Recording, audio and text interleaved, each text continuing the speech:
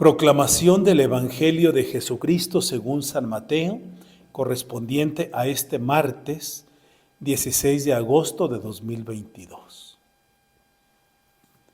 En aquel tiempo, Jesús dijo a sus discípulos: Yo les aseguro que un rico difícilmente entrará en el reino de los cielos. Se lo repito. Es más fácil que un camello pase por el ojo de una aguja que un rico entre en el reino de los cielos. Al oír esto, los discípulos se quedaron asombrados y exclamaron: Entonces, ¿quién podrá salvarse? Pero Jesús, mirándolos fijamente, les respondió: Para los hombres eso es imposible, mas para Dios todo es posible. Entonces Pedro, tomando la palabra, le dijo a Jesús: Señor, nosotros lo hemos dejado todo y te hemos seguido. ¿Qué nos va a tocar? Jesús les dijo: Yo les aseguro que en la vida nueva, cuando el Hijo del Hombre se siente en su trono de gloria, ustedes, los que me han seguido, se sentarán también en 12 tronos para juzgar a las 12 tribus de Israel. Y todo aquel que por mí haya dejado casa, o hermanos, o hermanas, o padre, o madre, o esposa, o hijos, o propiedades, recibirá 100 veces más y heredará la vida eterna. Y muchos primeros serán últimos, y muchos últimos primeros. Palabra del Señor. Gloria a ti, Señor Jesús. Nuevamente, queridos hermanos, el Señor aborda en su palabra que nos dirige en este día el tema de las riquezas, la actitud que tenemos ante los bienes materiales. Recordemos que hace 3 domingos el Señor nos hablaba con toda claridad sobre lo terrible y grave que es el pecado de la avaricia, uno de los 7 pecados capitales.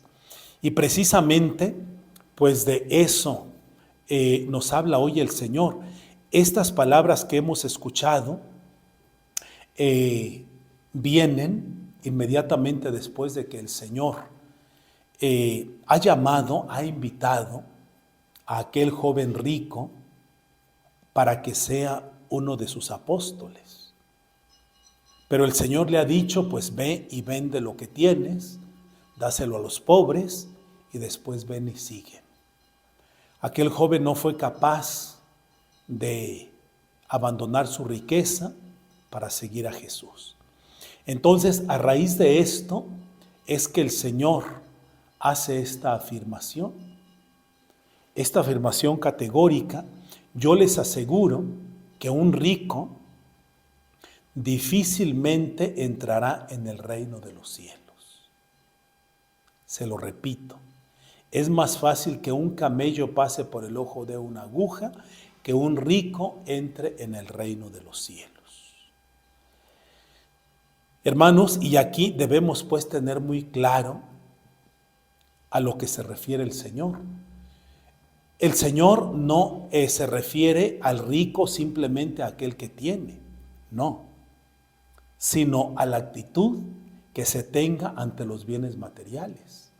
El rico es aquel que pone su corazón, su confianza en los bienes, aquel que vive para atesorar, aquel que no es generoso, aquel que no comparte. Esa es la actitud que el Señor condena. O sea, el Señor jamás dice que poseer bienes, la cantidad que fuera esta, sea cosa mala, no. El Señor sabe que necesitamos de los bienes materiales para la vida diaria, para la vida del cuerpo. Pero el Señor una y otra vez nos dice: nunca le den el corazón a la riqueza. Nunca los bienes materiales deben ser un fin. Nunca un fin, siempre un medio con el que vivamos dignamente, con el que hagamos el bien, con el que podamos llegar y acercarnos a Dios. Entonces, cuando el Señor dice un rico difícilmente, Fijémonos, o sea, y aquí está también otra precisión.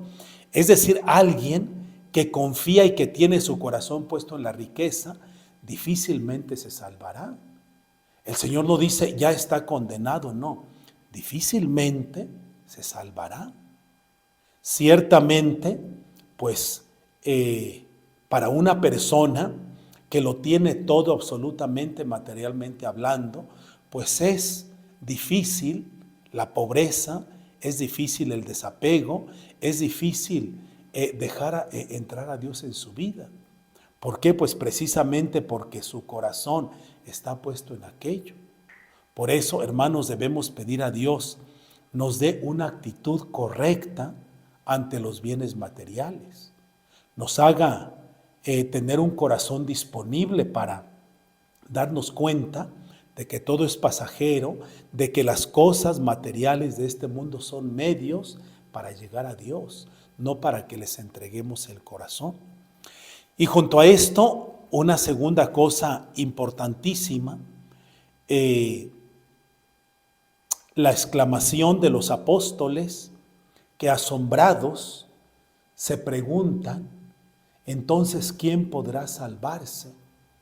¿Quién podrá salvarse? Dice San Mateo, Jesús mirándolos fijamente les dijo, para los hombres eso es imposible, mas no para Dios. Para Dios todo es posible. Hermanos, seamos conscientes de que la salvación es la obra de Dios. No es obra humana, no es obra nuestra. Si así fuera, sencillamente la salvación ya estaría perdida.